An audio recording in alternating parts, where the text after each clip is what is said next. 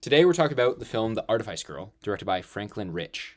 And first feature, very low budget film, and it tackles a very popular topic nowadays, AI.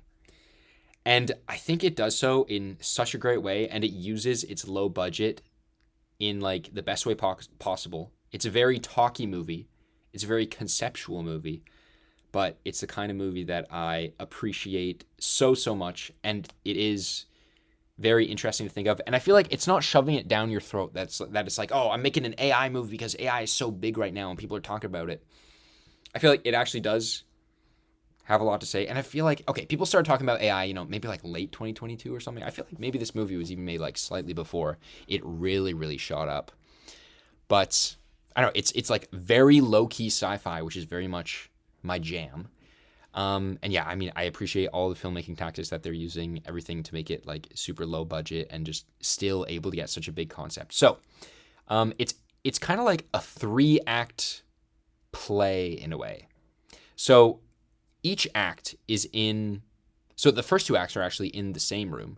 And then the last act is in a different room. But it's pretty much just like, yeah, those 3 acts in like 2 rooms. And that's mostly the entire movie. There's a few like flashback sequences to a few other places outside of these rooms. But mostly it is.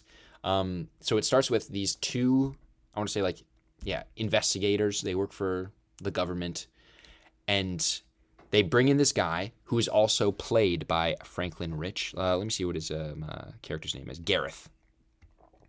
So they bring in Gareth, and they're sitting him down. They're like, you did something bad, surely. And he's like, no, I can't tell you guys anything. No, I can't tell you anything. And it turns out, like it says in the trailer, so this isn't any spoilers or anything. It also just says right here, so, team of special agents, they bring him in. I forget his name already. Wow, short-term memory. Very cool. They bring in Gareth, and they're like, ooh, what'd you do? We heard about, like people being bad to minors online. Ooh, and you're like, ooh, is he going to be like, a pedophile? What's happening here? But he actually has created a very advanced AI that is designed to capture online predators by having a fake young girl interact with them and get their information. And so, again, that reveal happens pretty quick. They kind of try to, like, build up the tension there. It's like, oh, is this guy actually bad? What's going on here?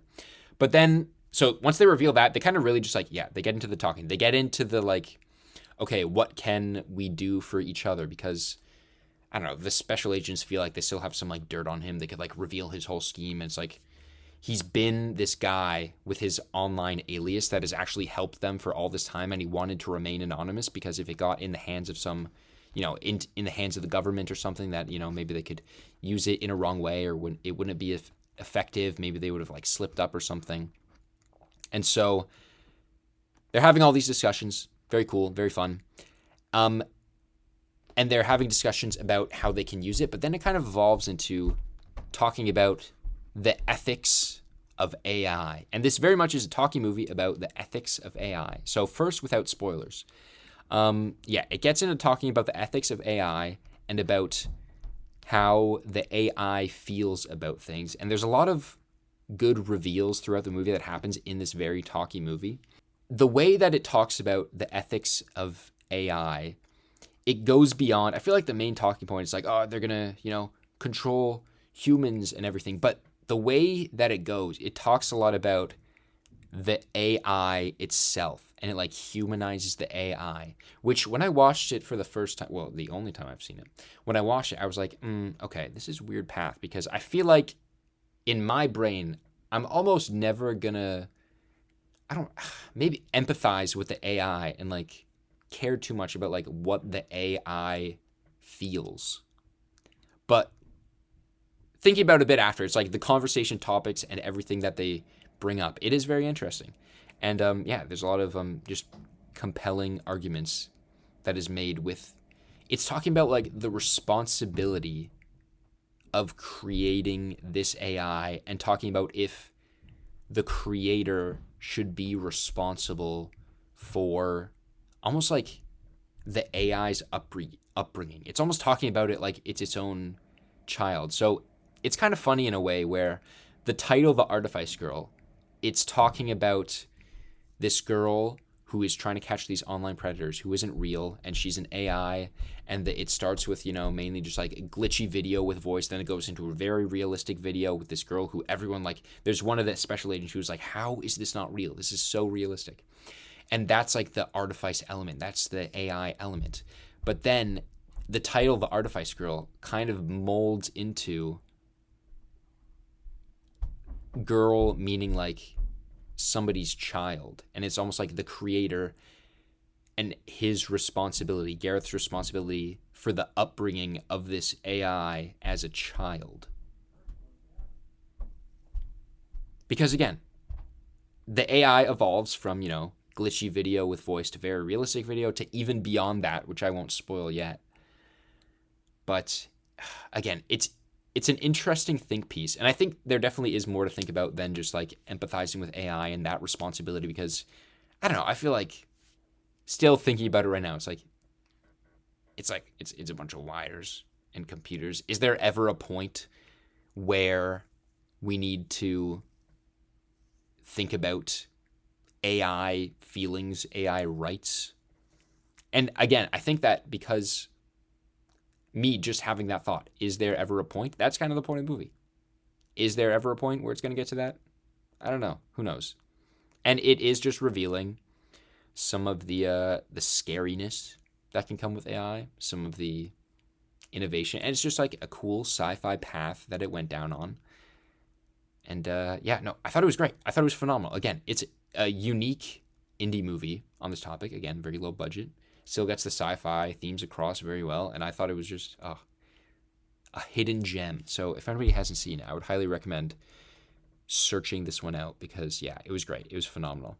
And Franklin Rich, he wrote, directed, starred in it, and he also edited it. So what an inspiration. That's the dream. I mean, that's what I want to do, Direct a bunch of indie sci-fi movies. That'd be awesome. But all the performances were pretty great. It's pretty much just Franklin Rich as Gareth. And then the very last segment. So the segments 1, 2, and 3. Segments 1 and 2, it has the 2 special agents, and it also has Gareth. And then there is also an actress who plays the AI, whose name is Cherry. And then in the last segment, it has the same girl playing the AI girl, Cherry, and she now has, spoilers, she now has her own physical body that is plugged in. And then there's now like an 80-year-old Gareth. And so, again, in segment 1, the special agents confront him and be like, okay, let's make a deal here. Can we like use your AI? And then he's like, want to keep it anonymous? Okay. But then they strike a deal. They figure things out. Okay, they're working together now. Segment 2, it's all about a vote that is going down. So this board of directors, they're having a vote on whether, I'm trying to remember this. I watched this 3 weeks ago. Brain, please keep up. The exact plot point was loosely about, in the second act, it was about this vote that was going on with the board of directors on this team, and they found that there was one vote that was holding out, and that was stopping them from like advancing this program, whether it was like giving her a physical body, whether it was making a lot of other versions of her, so it's not just Cherry, there may be like different versions of her. A lot of the talk was about if the AI, if Cherry herself could consent to this happening. It might have been like giving her a physical body, because it was like they were discussing like whether or not Cherry being in a physical body, would that like be like a lot for her? It's like, did she want that in the first place? And it's like, talking about consent for the AI for them to advance this program. And it turns out that one of the 2 special agents was one of the people who held out, because again, he was the one who was like, oh man, this is like so realistic. I can't believe this isn't real. And it furthered that concept of him not believing that it was real. Well, he does know it's an AI, but he saw Cherry like making poetry, making art, and those details about the AI.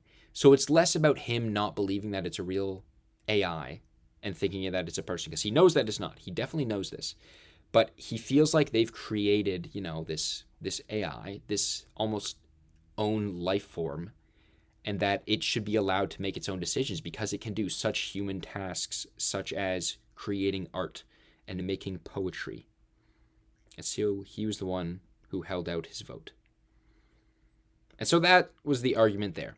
And then we fast forward to like 40 years in the future. And again, now Gareth's character, he's like an 80-year-old man in a wheelchair, and he is coming in and he's visiting Cherry. I think she's like plugged in again with wires, just like this image here, and she's plugged in, still the same age, and now she has like her physical body, and they're having a chat, and then they're talking about, again, the ethics of everything that went down.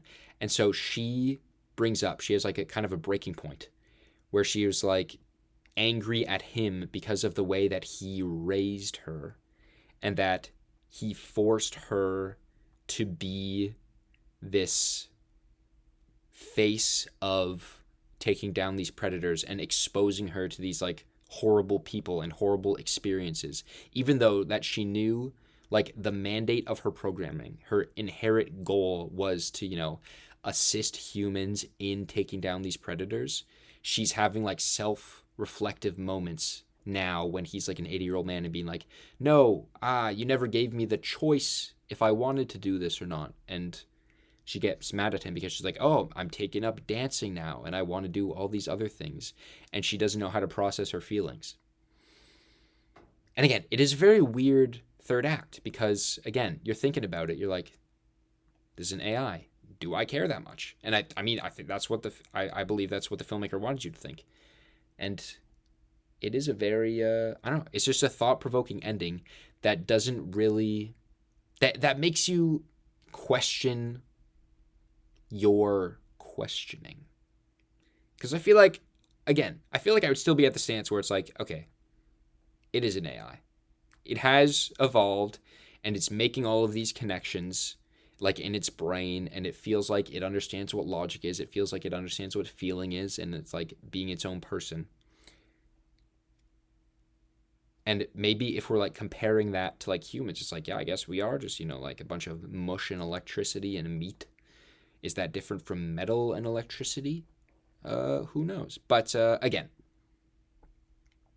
it makes you question your own questioning. And I don't know. It's just very interesting. It's just one glimpse into the future of AI. It's a very cool movie. I liked it a lot.